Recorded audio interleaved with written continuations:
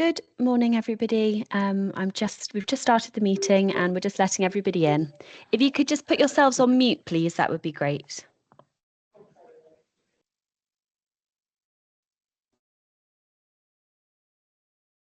Good morning for everyone joining, and we're starting the webinar shortly. We're just letting everybody come in. So sorry if you can hear the pings with everybody joining. We'll just encourage you to mute yourselves, please. And as the webinar starts, we also encourage you to ask questions. It would be great to hear from you all. So I'll just give it another minute.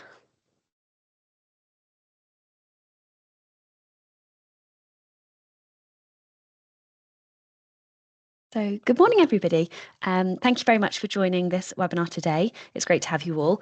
It is part of a series of webinars that we're running here at Connected Places Catapult. My name is Megan Ford. I am part of the SME ecosystem development team, and I support a lot with engagement of events, and we're thrilled today to be able to hand over to Sam. Sam, I don't know if you want to take it away. Perfect. Just a quick note to everybody joining. We're going to encourage you to stay on mute, but please do ask questions throughout using either the chat or the Q&A, and we will get to them. So Sam, over to you.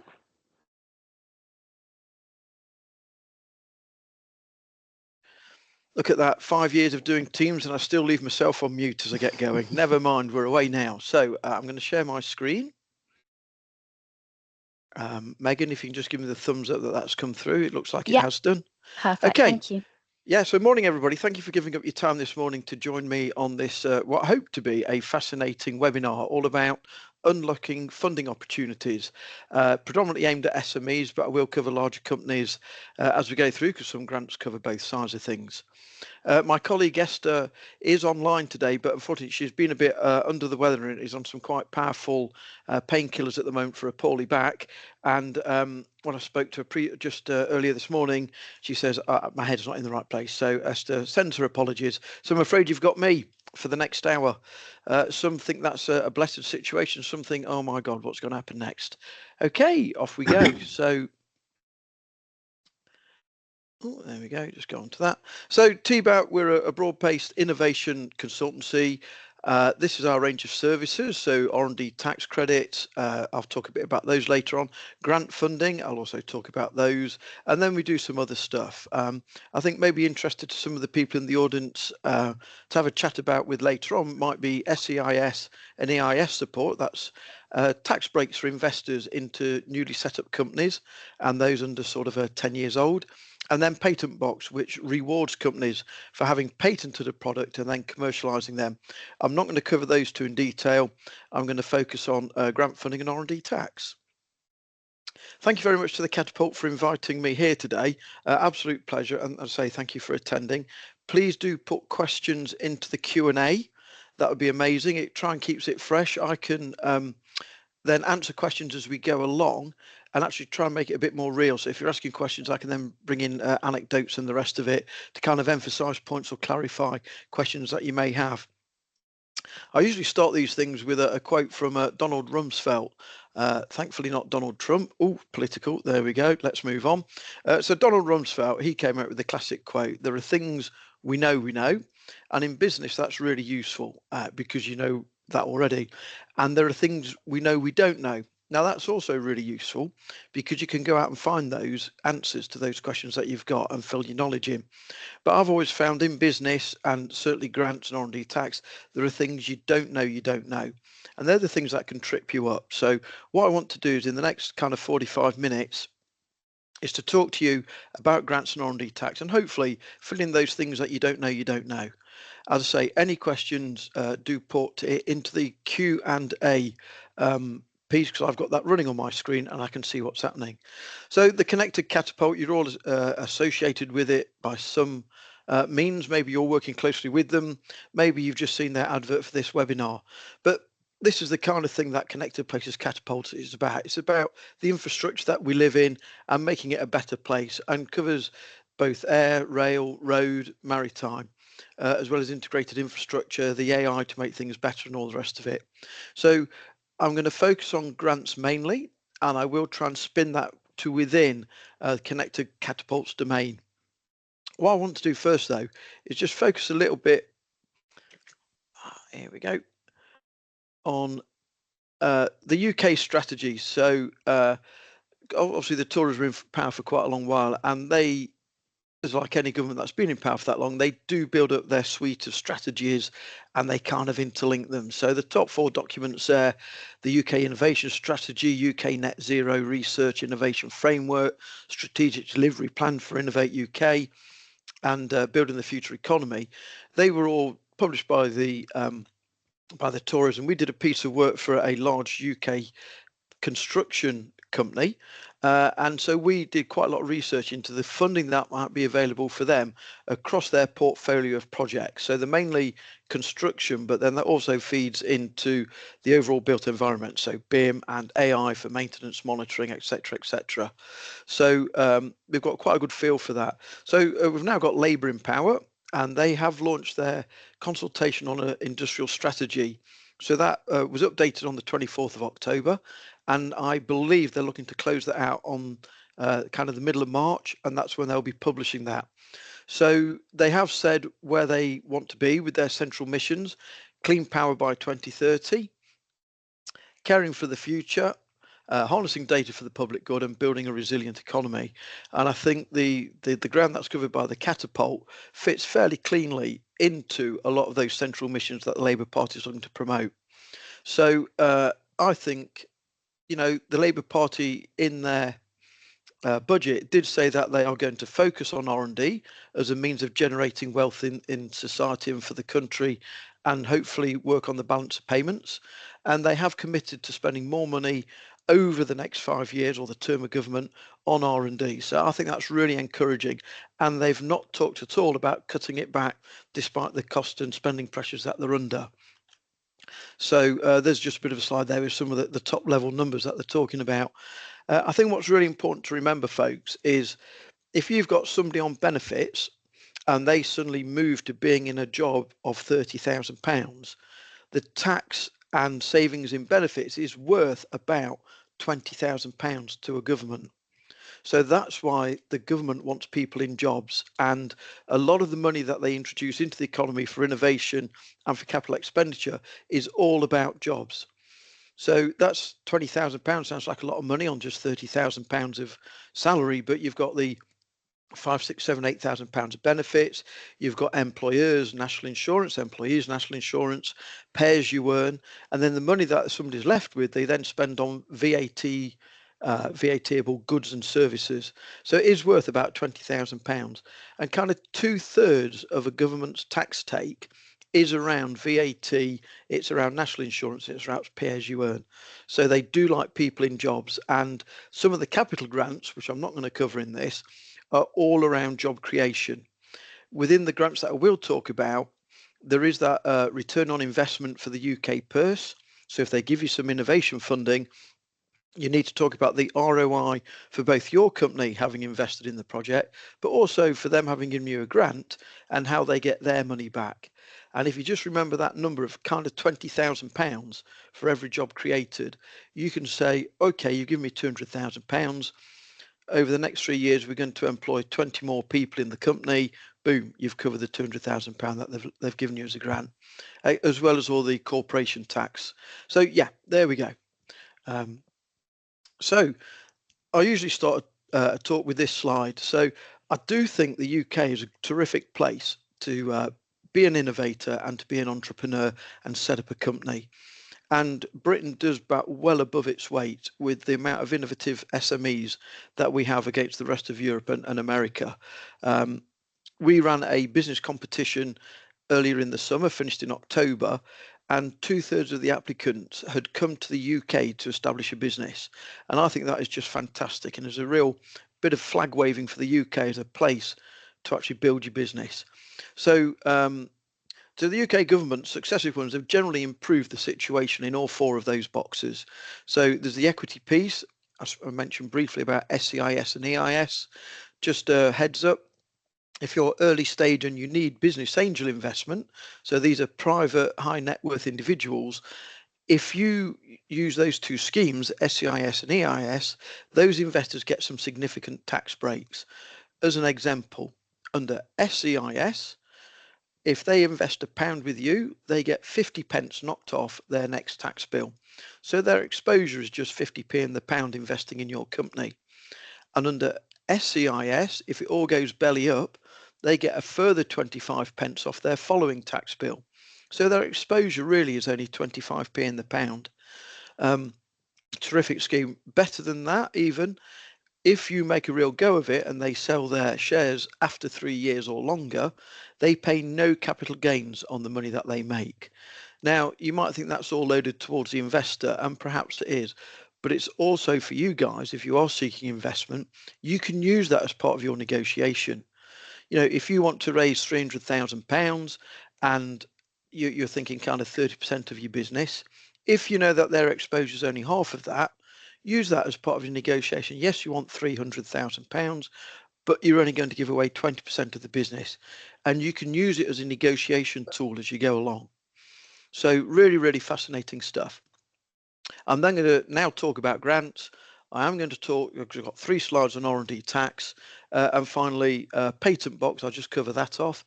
If you've got a patent that covers a meaningful part of your technology, of the product that you sell, patent box can reduce your corporation tax bill by 50%. It's terrific.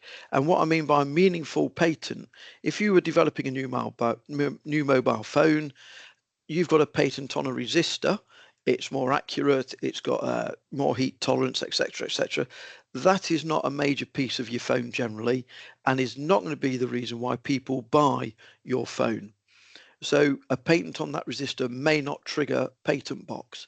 If, however, you had a patent on a new touchscreen, that is a significant part of your phone and can be a reason why people choose to buy your phone, because it's got that better touch screen.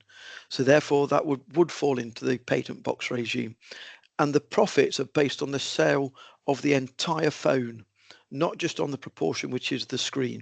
So patent box is a terrific scheme. You can only use it if you're profitable. So for a lot of you, that might be quite a long way down the line. But it is there, and we recently went into a company. They had patents, they'd never claimed patent box, and we saved them £70,000 a year.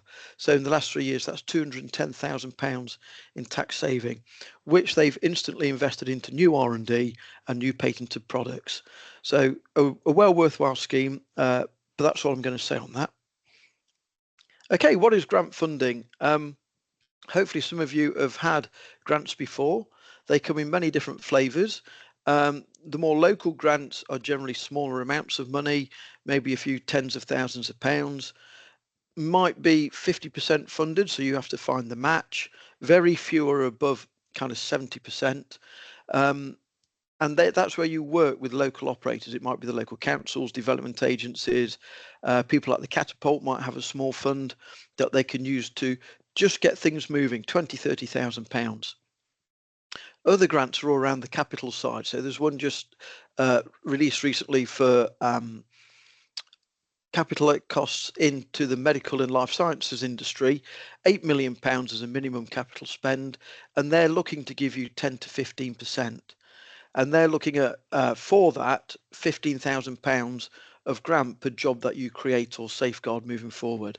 I'm not really going to dwell on either of those two types of grants. I'm going to focus on the innovation grants that are available to people in the UK. They are generally provided by the UK government. If it's a European grant that you secure, the UK does put in billions of pounds into Horizon Europe, and that's running now for the next 3 or 4 years. We're now an associated member of the EU for that. We're not a full-blown member of the EU Horizon programme. We're kind of along the lines of Switzerland and Norway. But it does mean that we are back in, since the signing of the Windsor Protocol and access to markets through Northern Ireland, we're now back in Europe, which is absolutely brilliant. And there are some terrific grants to look at there, which I'll cover a couple off later on. So yeah, mainly European government funding. The government, the Labour government, has said that they're not going to reduce it, they're going to improve the situation. Innovate UK is the main body that opens up the grant funding in the UK. They do the application process, they do the assessment process, and they do the management process at the back end. They've been fairly quiet over the last 6 or 9 months. With the new government in place and this commitment to more R&D, so the gates are opening, and now we've seen certainly an increase in grants being launched. And I think post-March, we'll be back to where we were a couple of years ago with a strong grants funding base in the UK for innovation.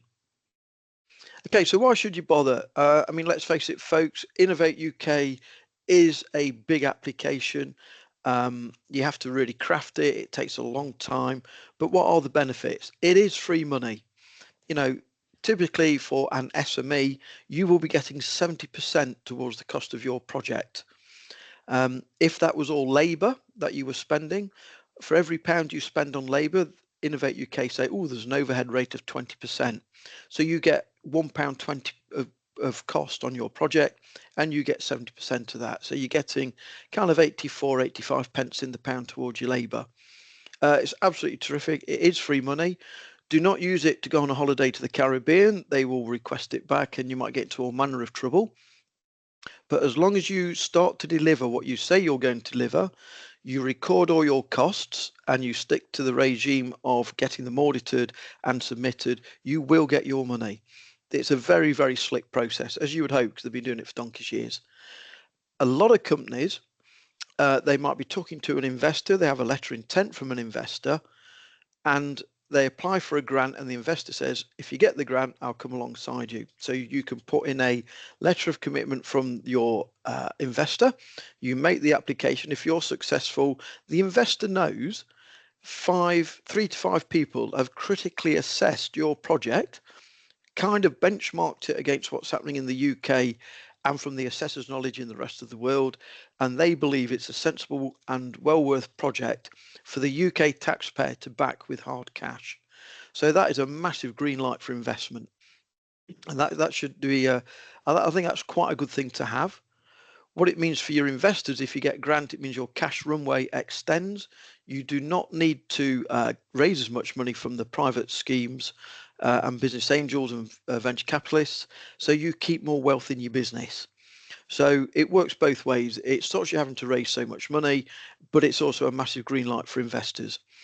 And what it also means is that if you need investment in the future, you have de-risked it for the investors, and that means you can actually get a better price for your shares. A really important piece there is the stimulation for collaboration. A lot of grants are collaborative, and they want to see people from across the supply chain. They want to see people who are developing technology that you can use. It might be partners in the technology. You're doing some of it, somebody else is doing another bit, but they also want to see that end user. So it's not just product push. What we've got is a bit of market pull coming along, and that's a really good flag to wave if you've got that situation. Innovate UK would like it that all partners on the project do actually claim funds from it.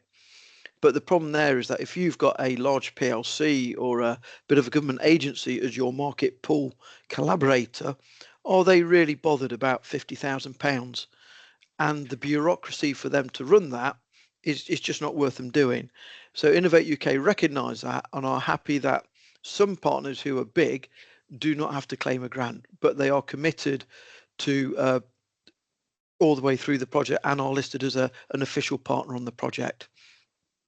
And then, of course, it reduces risk of investing your own cash. So if you're a profitable company, you don't need to invest all that profit. You can put it towards your saving fund for your Caribbean island that you're now not going to spend the grant money on, or you can invest that money that you've got left in your business now from your profits to invest in marketing, sales, business development, or the rest of it. So they are really good things, grants, if you get them. The UK is blessed with the amount of funding bodies that companies can access. So some of these have got some real money behind them. So the Advanced Propulsion Centre, I believe their budget was 500 million. They keep getting that topped up. They're on round about number 26. So the APC is all around low carbon vehicles. They've opened that from just cars into other vehicle groups, and they've also widened it slightly from purely just the drivetrain to the broader vehicle, which is great. Niche vehicle network is the baby version of that. There's quite a lot around the NHS agenda and life sciences. So there's I4I, NIHR, quite a lot of the SBRI grants, which is the Small Business Research Initiative. A lot of those can be around early pump priming, early stage projects into healthcare industries. So they might run a competition, COPD in Greater Glasgow. What measures can we look at to improve the medical outcomes from that area? And they will run a competition, and the SBRI do this a lot. 100k, fail quick, fail early, fail cheap. But those that come out best at the top, they might sponsor 10 to 15 projects. There are then quite a lot of money available. They can be up to kind of £500,000, £1 million. Yes, there is a recording being made. Megan or Jade will confirm whether, I'm sure that'll be available. There'll be no point of recording it. So yeah, I assume that this will be available. So that doesn't mean you can now disappear, Ryan. I want you staying on the call, please. So SBRI, the beauty of that is that it's 100% funded. It's a contract between them and you to deliver a piece of work. If you deliver it, everything's hunky-dory. So that's a really great piece of funding to go for.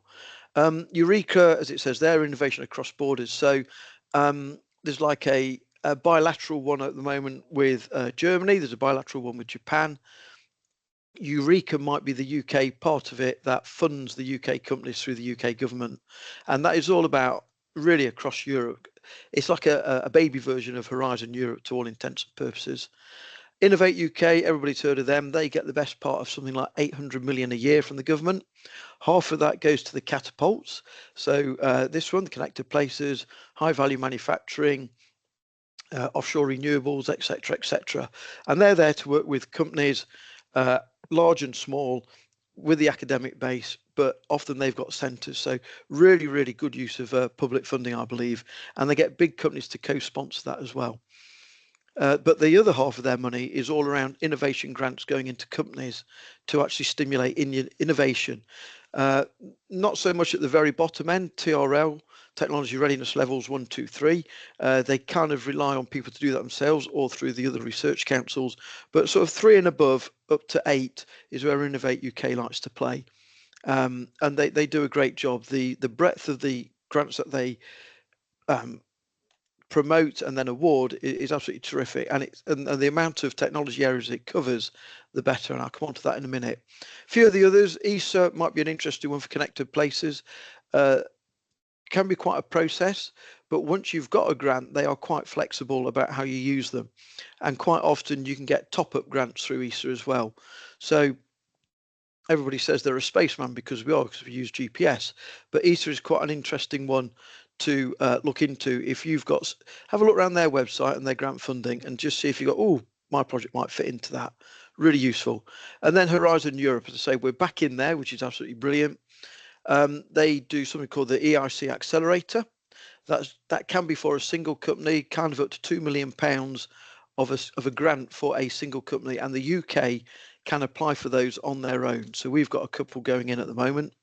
But they then have the bigger themed ones. So these are called the thematic themes. And your application into any European piece of funding has to have European applicability. So if you were doing something that was specific to the UK, Horizon Europe may not be interested. If you were doing a digital inhaler that has got absolute application across Europe, they might be interested in hearing from you. So you need to have that European applicability of what you're developing, but really you also need to have European partners. And that's all to do with building a stronger and better Europe. And then some of the UK government departments themselves have their own funding screens, and there's a couple on there. And I think what's quite interesting is the Defence and Security Accelerator. People kind of don't quite poo-poo DASA as a funding stream, but it can be really useful. You may be developing condition monitoring for air conditioning units. So you're looking at vibration in bearings, you're looking at temperature of oil, you're looking at cleanliness of oil, all the rest of it, and you're building an AI platform around there so you can put in proactive maintenance on the piece of kit, something like that. If you actually think about it, that's perfectly applicable to tanks in the field and vehicles that the armed forces use. So you might think, oh, there's nothing available under Innovate UK. DASA, oh, they're looking for more resilience of combat vehicles in the field. So actually have a look at them, have a word with them. And they have quite a good process. And they've made it easier over the last few years and more straightforward. So, DASA is one to keep an eye on. Okay, this is kind of the current funding landscape as we see it. So if you go to our website, it's unashamedly listed there, tbat.co.uk, funding calls. And we do a list of all the ones that are open, and we keep that completely up to date. Innovate UK kind of make it really hard for SMEs in that they don't give on the 1st of January and update it monthly. This is our future 12-month funding and what's coming out, when it's coming out, and what it might look like. They must know that because they do their budget 3 years rolling. However, they trick everybody by opening it up and then saying this call will be closed in 6 weeks, and that's really not very useful if you're not aware that it's coming out. So sometimes you get a couple of weeks notice before it opens. Some are open a bit longer, but generally it's a really tight 6 weeks that you've got to get your act together. So if you're aware that thinking grants is the way to go and a collaborative grant is the way to go, just start thinking about your partners now, tap them up to see if they're keen to be interested, and then just keep them informed as grants come out that you might consider, are they still interested? So do that collaboration piece on an ongoing basis would be my suggestion. These are some of the ones that are coming out. Smart grants are one of the flagship ones for Innovate UK, and I'll come on to that in a minute. But you can see there's loads of other ones. So there's this EuroGEA 2030 closing in a couple of weeks' time. Low carbon technology solutions, agri-tech and food tech that might have application into the area that you guys work in. DASA open call, I mentioned that earlier, always one to look out for. But these grants have been released on an ongoing basis. So every week, every 2 weeks, there's another plethora of grants being released. And you can go onto the Innovate UK website, you can use ours. Both have got a full list of the grants. When they advertise a new grant, generally they do it really well. They tell you a sort of introduction of the grant on the web page. There's 4 or 5 tabs. The first tab is what's the grant about. The next one is the scope, and I'll come on to the scope later. Scope's really important. That tells you exactly what they're looking for. Then you've got eligibility, then you've got dates, then you've got other information. And the dates is another one to look out for. When they say this closes on the 6th of November at 12 o'clock, they mean it closes on the 6th of November at 12 o'clock. If you're a minute late, it will be closed and you'll have missed out. So top tip there would be put your application in the night before, because you can always go in and refresh it if you get in a blind panic first thing in the morning. If the portal's down, your internet crashes, all the rest of it, you've got your best shot still sat there ready to go. So yeah, always try and get something up there at least the night before. I'll come on to timing later on. Esther, I think you'll just put something into the chat, which is that link to our TBAT funding calls one. So thank you for that. Okay, the Smart Grant is the flagship one. They run typically 4 rounds a year, 3 months apart, bizarrely enough. They've just extended the July opening, which was meant to close in October. They've extended it for 3 weeks. Just on numbers of applicants, in the last round of Smart, they got over 2,000 applications. That sounds like an awful lot when only 50 odd got supported. However, if you think that 70% of that kind of 2,000 is people just chancing their arm, they just sat down the night before, bang something in the hope that something comes off at the back end. If you ignore those, you're now down to kind of 700. Of those, they all go into the pot to be assessed. Of those, you need to score 70% or more to be considered. So that then reduces it down from 700 to kind of 300 above 70%. And now you're kind of in a 1 in 5, 1 in 6 chance of being supported. Currently on Smart, you do need to be scoring over 86% in order to get supported, which is a bonkers score. They to save money, Innovate UK have dropped it generally from 5 assessors down to 3. So if you have one grumpy person who doesn't like your project for some bizarre reason, they can condemn your project. So it is still a bit of a lottery, Smart, but if you do a really strong application, your chance is now at 20%, 25% of being supported. So do take your time, and I'll come on to that in a minute. So you can see what it's all about. So they run three key ones for companies. There's the feasibility studies, typically 70% funded, industrial research, which is also 70% funded for SMEs, and experimental development, which is down at 50%.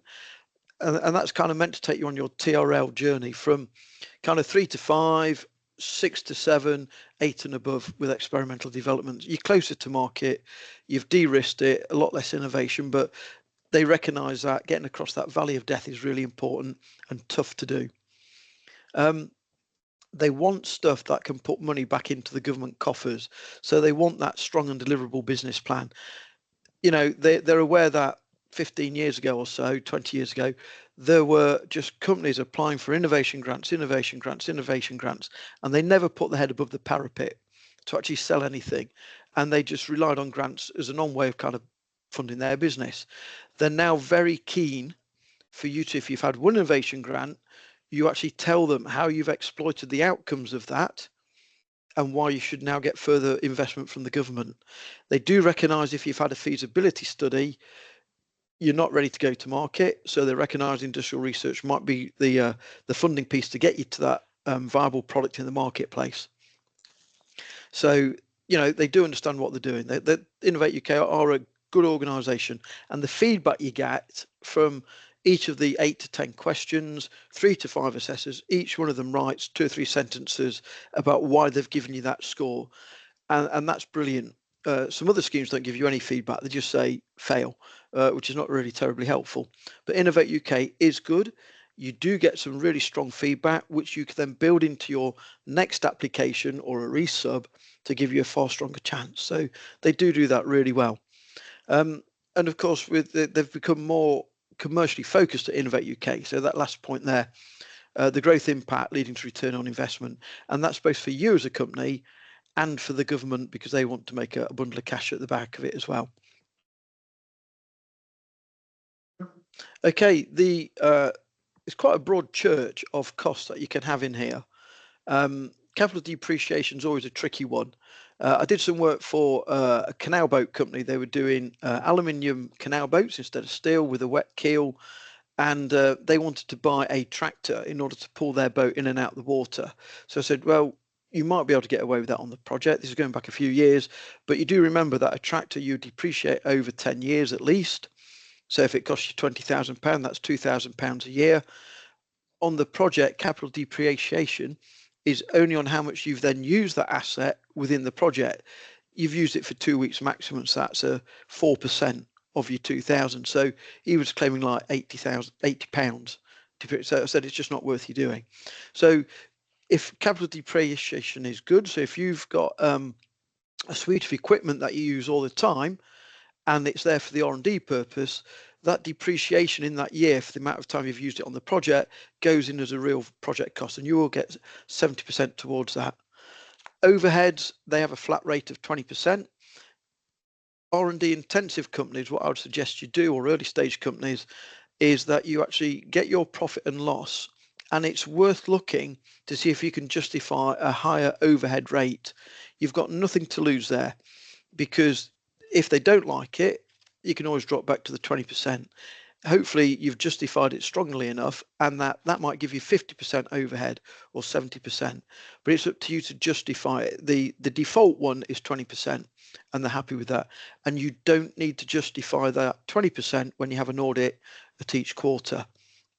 If you've gone at 70%, then you do need to justify that. So it adds a bit more bureaucratic overhead to you, but it can release a lot more cash if you're a R&D intensive companies and a lot of your cost is on labour.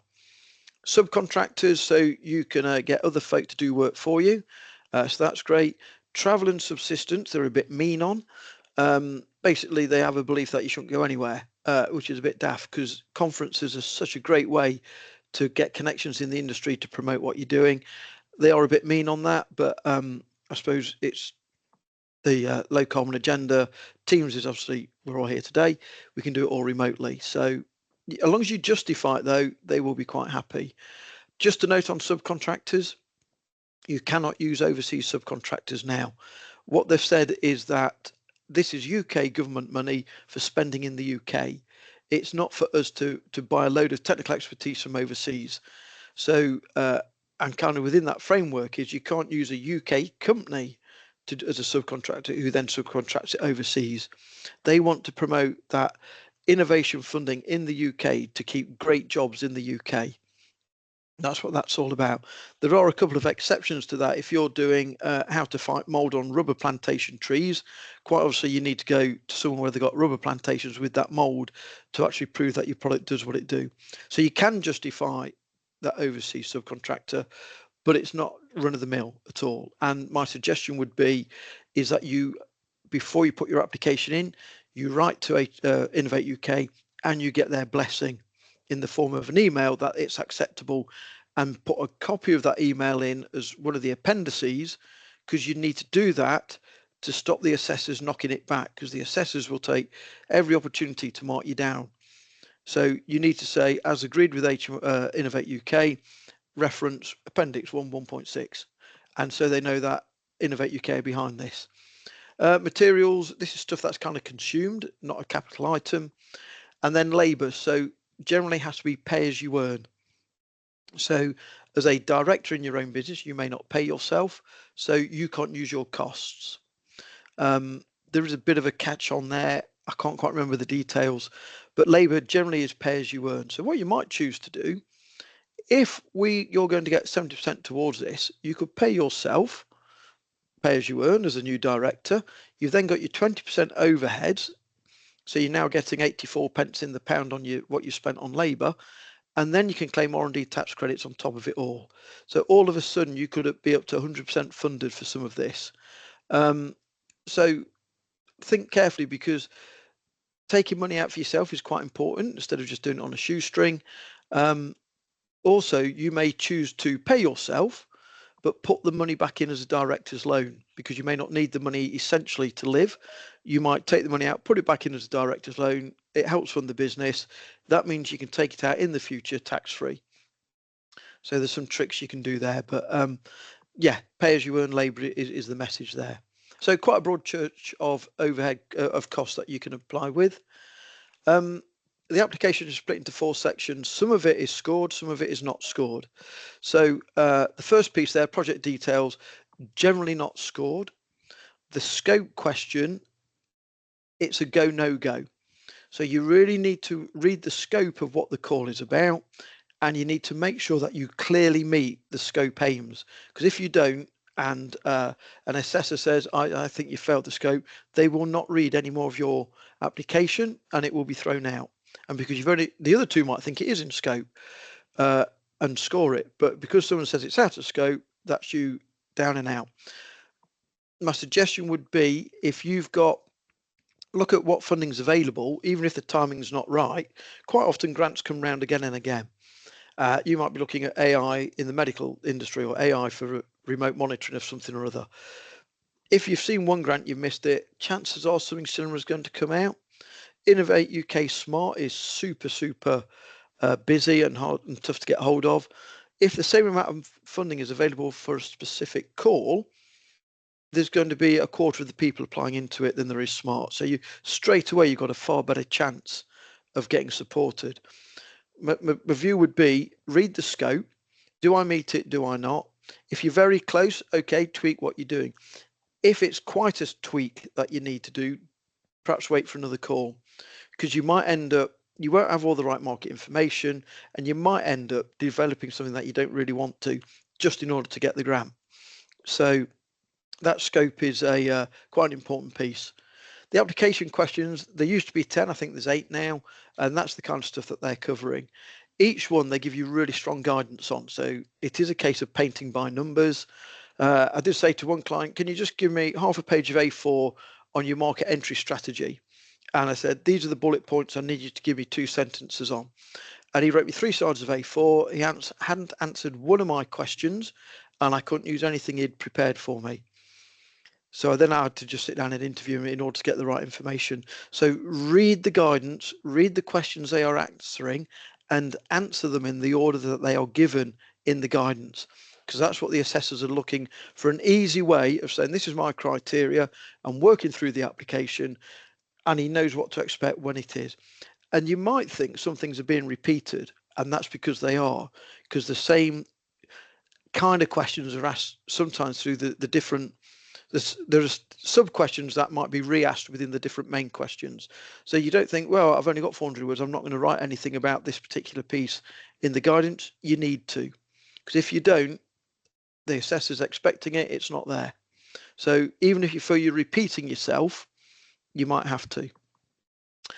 So idea and innovation, justification for the funding, potential market impact and benefits, delivering your project, so the project management, and value for money. So the assessors want to know that if they're going to give you £250,000, they think it's value for money for what you're going to deliver. So you do need to very clearly, in your project plan, you've got your work packages, you've got your subtasks. Be very clear about what your deliverables and your milestones are.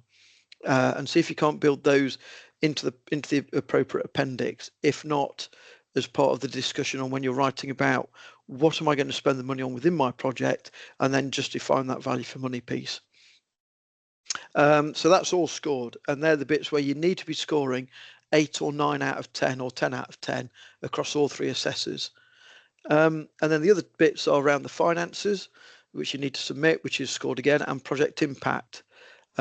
That's also scored. So they're the key areas that we have to write about, and what you get scored or not scored against. So just on the business commercial eligibility, how am I doing for time? 10 minutes. You've got to be registered in the UK. You can't be an overseas company just with an office here.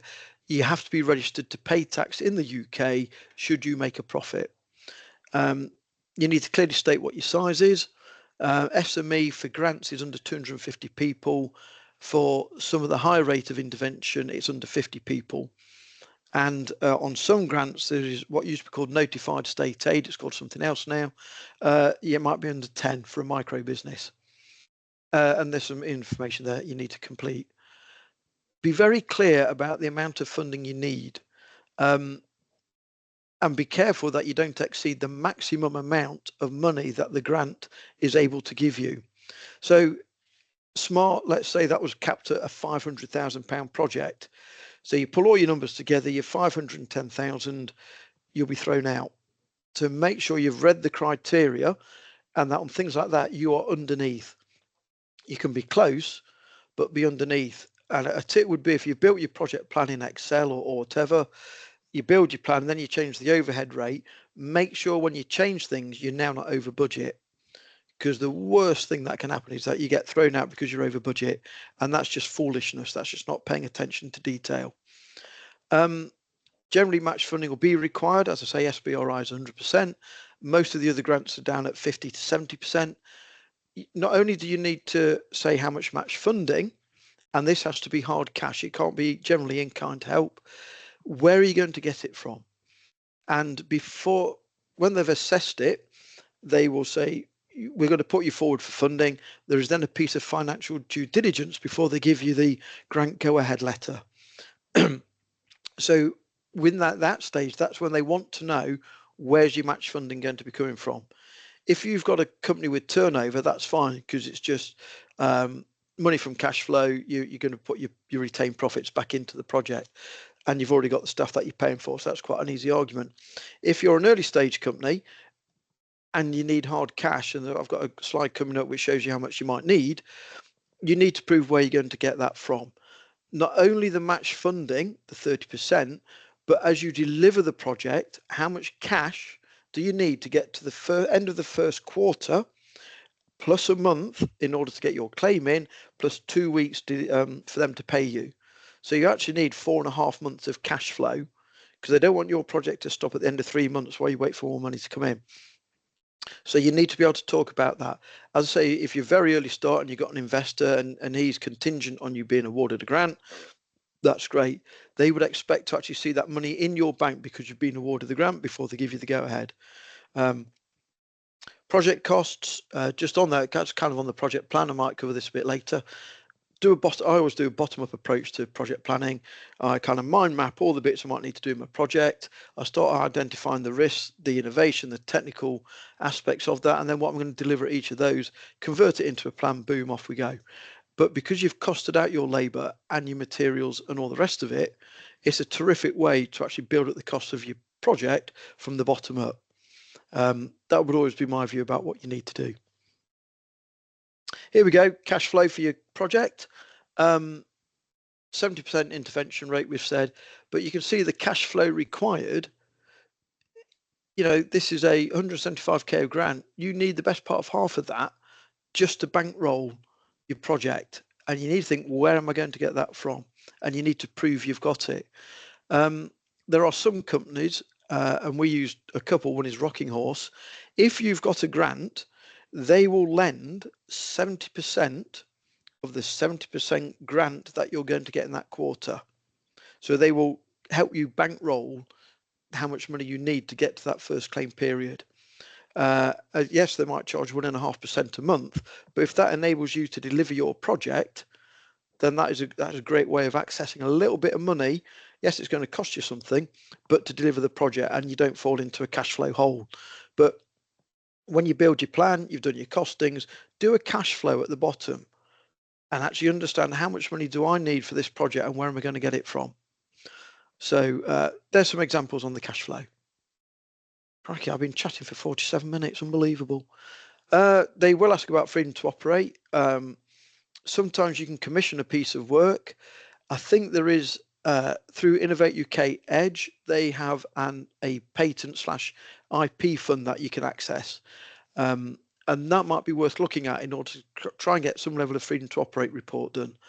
Another tip might be, you know somebody's got a patent in your field, you go on to I'd use the ESPAS database, which is a European one, and under a patent, you found the patent that you want to look at, there are some codes, and it might be 61 JD 412, and that is the distinctive code of that patent technology area, and they break it down, it's like a big family tree, and that is toothbrush. Now, other people might call it an oral dental cleaning device. So you might, into the search put toothbrush, you get the toothbrush ones. But if people try and hide it by calling it an oral cleansing device, find out what the code is that relates to that, and then search on that criteria, you will then get all the patents that are around everything to do with toothbrushes and oral cleansing devices. So you can do that. You can do that yourself, and you can put a little report in about how you've done it and some of the key results to prove that you've got that freedom to operate. You need to talk about the level of innovation, and a lot of investors will ask this. It's all right having a solution, but you need a problem that it's resolving. I've seen lots of companies come to me with fantastic ideas, but they're a solution waiting for a problem, and they are quite hard to justify. You need to think, what is the problem that I'm providing a solution for, and you need to be able to clearly be able to enunciate that in your application. You know, and if you've got statistics or you've got hard evidence as to why that is a problem, then that's a really strong case you can put forward. Yeah, read the scope. I've banged on about that enough. Make sure you meet the scope. I've talked about the strength of having partners and a consortium. So getting that assistance with your supply chain with technology or a partner as well, and the two of you come together to do a solution, but also that market pool piece. Everybody says, I'm going to get this done in the next 6 months, Sam. I say, well, that's great, terrific. Let's go for a year project. Innovate UK don't mind if you come in early, because that's a good sign that it's been a well-managed project and you've done it. Applying for a 6-month project and then you get 5 months into it and you're still miles away from the finish, that is kind of frowned upon. So put in sensible timescales. If it's a 2-year project, I'd make it 2.5, because everybody knows the first quarter, nothing happens. I've seen that time and time again. We do a grant claims management service for companies where we just do the grant claims on a quarterly basis. And I've been on single ones and massive collaboration ones. Q1 on a longer project, nothing happens. So be very sensible about your project duration. And then again, being clearly being able to state where I am with my TRL levels, being able to clearly state that and what you're starting from and where you're going to try and get to within the project. They'd like to see all of that good stuff. So 6 top tips. Answer all the questions and you can now use bullet points. The forms are now a bit more free text. They used to be literally just like a text document, and that was all you could put in. They're a bit more flexible, so you can now format it better and all the rest of it. Before you couldn't. Answer those, look at the guidance, answer those questions in order, and the sub questions in the order that they're presented in the guidance. And I would, the top tip is write the minimum amount you can for each question, because you only get between 400 and 600 words to answer each of the main questions, and the guidance can be longer in word count than the actual answer you're allowed. So don't just start off and have a bit of mental meltdown and just write whatever you like as you answer them, just put loads and loads and loads, because to edit that down as a coherent 400, 600 word answer is virtually impossible. My view would be you write it as succinct as you can from day one, and then you've got a fair chance of, you can either, if you've done really well, you can expand out on points, and if you're only a bit over, it's a lot easier to shrink that down. There's no point doing a 4,000 word answer and trying to get that squeezed into 400 words, 600 words. The next 2 points, partner commitment and project plan, do that as soon as you can, because if it's a consortium, people need to know what they're letting themselves in for, and you need to confirm their buy-in. Nothing worse than a partner dropping out last minute. Try and get them on board ASAP before you get into the ribs of writing up the application.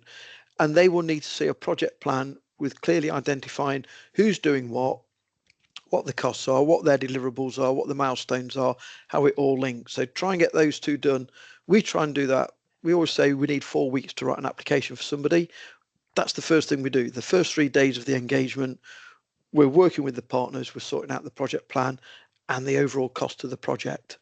Really important. Bottom left there, don't use acronyms and jargon, because the assessor, although they are meant to be knowledgeable and skilled in the sector that your application's in, may not have that same bank of jargon and acronyms that you do. So write it for the intelligent layman is what I would suggest there. Do not start 3 days before the deadline. I'd say we need 4 weeks to work with the company to really craft a strong application. And I would suggest that you do the same. Leave 4 weeks, try and find some friendly people who have been involved in this process before to review it independently. Get that cold objectivity to make sure that what you're doing is strong enough for everybody. Make sure your project meets the scope. I've talked about that. So how does TBAT help companies? We work with finding commercial partners and universities. I did some for a company. They have some great technology to protect vulnerable people and telephone spoofing and pinching all their money. So we worked with the post office, which is the biggest seller of telephone systems into that demographic. We worked with a tech company that could do the hardware device. My company were doing the software, and then we used King's College University to do the voice of the customer. We went out and got £700,000 towards the project. Absolutely brilliant. So do think about those partners. A lot of us there, we do a turnkey bid writing process, but also if you haven't got those money, do talk to us. We'll put you on the right path. If you've done your own application, we can do a quick scoot through and see if it looks good. We might say, actually, we'll do an amend and review, and it's a smaller price tag, but it means you get the expertise of grant writers who've been doing it for donkey's years to really give you a strong, the best possible application opportunity. So we've been doing this for donkey's years. It is tough at the moment. There's no denying that. You only get 2 bites at the cherry. So you might go into Smart with your project. It doesn't quite get supported. You only get one more opportunity with that project into either Smart again or any other Innovate UK piece of funding. So a specific call might come in, all right, I'll go into that. You've only got one go. So be very careful how you use those bites at the cherry. And it might be worth you investing a bit of money to get it critically assessed by somebody on your first chance instead of just trying to do it all internally with no experience.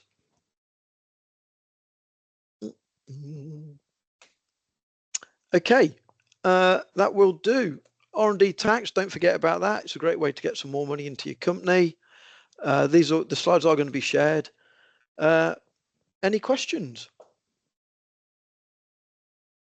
Thank you, Sam. I believe we've got a question in the chat from Charles. Oh, in the chat. Oh, I mean, looking at the chat. I mean, looking at the Q&A piece. This is where I'm going to find 30 different ones. Here we go. Yes. So Charles, with Innovate UK funding is kind of classified as notified state aid. And what that means, it's subsidised payment of R&D. And the R&D tax legislation says if your R&D has been subsidised, you can make a claim under what is currently called the RDEC scheme, the large company scheme. And if you've had no money towards it, either as a contract from somebody or as a grant, then you would claim all your costs under the SME scheme. So if you've had an Innovate UK grant, you can now put all those costs that are eligible for R&D tax into an R&D tax claim, and you will get sort of 15 pence in the pound back on top of the 70% grant. One key difference is subcontractors, and two key difference. Subcontractors, you can't claim under the large company scheme if you've had a grant to get a bit of a top up on your R&D tax, and capital and depreciation, you can't claim an R&D tax claim. So you can get a grant and claim R&D tax. It gets a bit more complicated if you've had other types of funding, but we can talk through that on an individual basis. And then the pay as you earn piece is for both to put how much money builds up a grant cost or an R&D tax claim cost. If it's labour, it has to be pay as you earn. It can't be in-kind help on both sides of that. I hope that helps. A pleasure. So I hope you've enjoyed. I hope everyone's enjoyed that. Please, if you've got more questions, please put them in. That'd be amazing. Yeah, thank you, Tracy. We do offer a free consultation. So there's a Calendly link. I think these slides are going to be shared. So Esther is our main person to talk to about grants as a heads up, and we're more than happy to do either myself or with Esther to do a chat with you about your grant funding requirements, maybe about equity investment, maybe about R&D tax, patent box, whatever. If you've got questions about innovation funding of any type, please get in touch. I say you can book directly with Esther there, or there's mine and Esther's direct contact details, mobile and email. Amazing. Oh, look at that timing. 10:59. Thank you very much. Say, any questions, do drop us an email or give us a call. Thank you.